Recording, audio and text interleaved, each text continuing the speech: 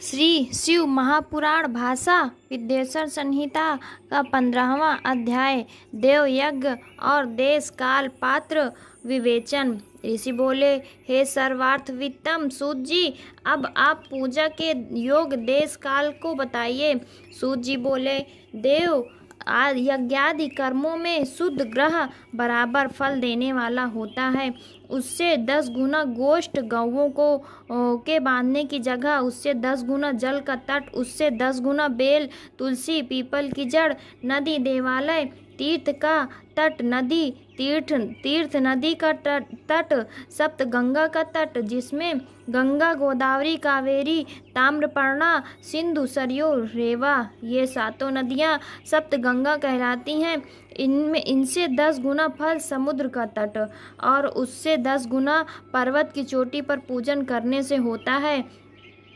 और सबसे अधिक फल तो वहाँ जाने जहाँ की मन रमे।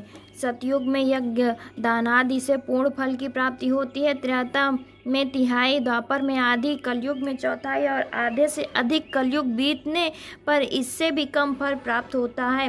परंतु शुद्ध हृदय से किया हुआ कर्म या पूजन बराबर फल देता है। इसमें 10 गुना फल रवि संक्रांति के दिन, उससे 10 गुना तुला और मेष की संक्रांति में तथा चंद्र ग्रहण में उससे भी 10 गुना फल की प्राप्ति होती है तथा सूर्य ग्रहण में तो उससे भी 10 गुना फल प्राप्त होता है, क्योंकि यह उत्तम और पर्व काल है। इस समय जब आदि करना समयोचित होने से पुण्यदायक है और ऐसे समय सत्पुरुषों की संगति करने का फल करोड़ों सूर्य के समान है।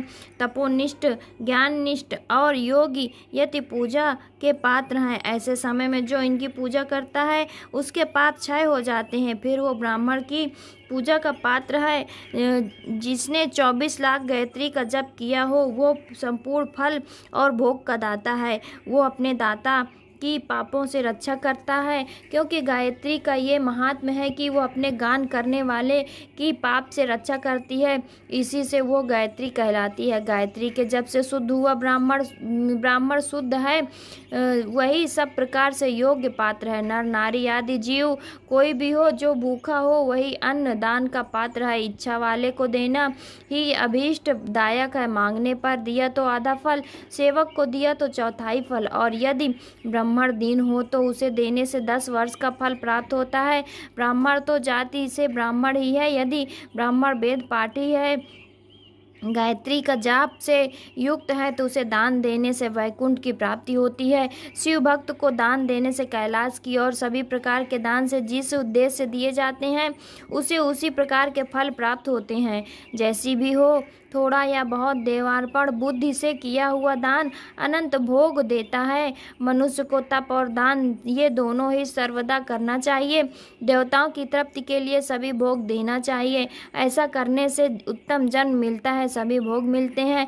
ईश्वर अर्पण बुद्धि से दान करें तो मोक्ष मिलता है। इस अध्याय के पढ़ने सुनने से धर्म बुद्धि उत्पन्न होती है और ज्ञान की सिद्धि होती है।